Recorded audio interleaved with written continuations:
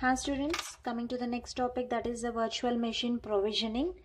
So how we are going to provide a virtual machine concept in our systems.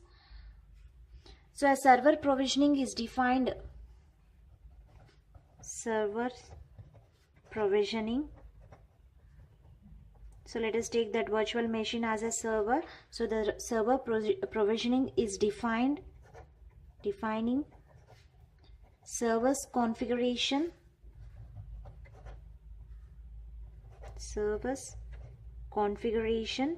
based on the user's requirement.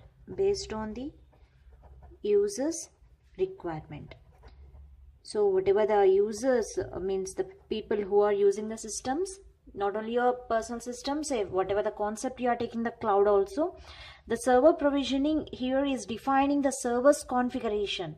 It is going to configure the servers based on the user's requirement. So the different the configurations that takes place on hardware parts like CPU, RAM, storage, network, etc. So we are going to decide whatever the hardware you want, whatever the CPU you want, whatever the how much the RAM capacity you want, and what type of storage you want. So you can configure. Means the configuration is completely based on the user's requirement, and the provisions is also here completely based on the user's requirement. And we can think about the operating systems also. The operating system configuration is based on the user's requirement, like which type of operating systems you want to be installed. And the applications also, in the application area also, you can install and you can configure whatever the facilities that you need on the applications. Okay, the server provisioning is defined the server's configurations. So the virtual machine is nothing but here the server. So here this provisioning is defining the server's configuration that is based on completely on users requirement, what type of hardware they are required and what type of configuration so required, and operating systems, applications, everything on users requirement. Now let's see the provisioning life cycle, how the provisioning life cycle will be look like.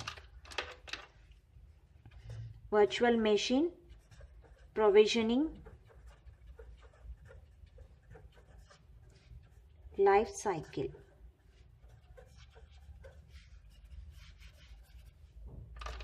Okay, so let us take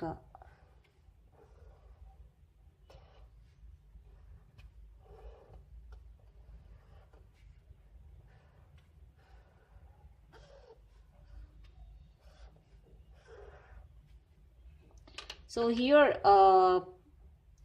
it's a release virtual machine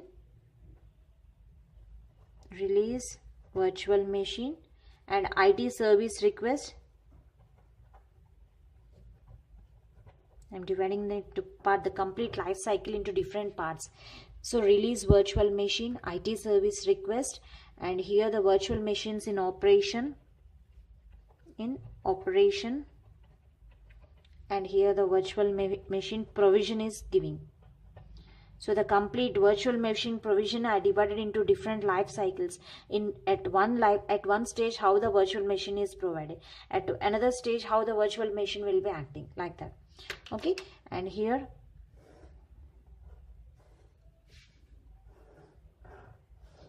so these are all the stages, the life cycle stages. This is a requirement analysis.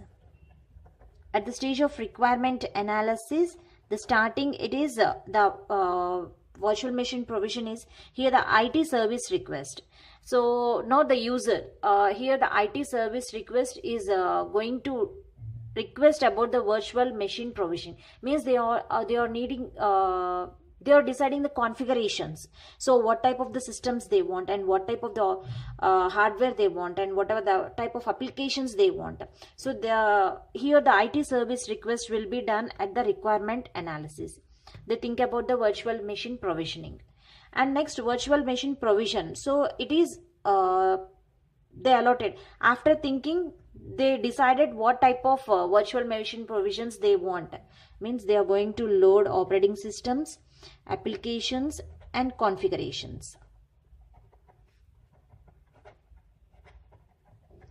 After that, whenever the virtual machine provision is allotted, then they are ready to work on that virtual machines in operation, that is running the systems, running and providing services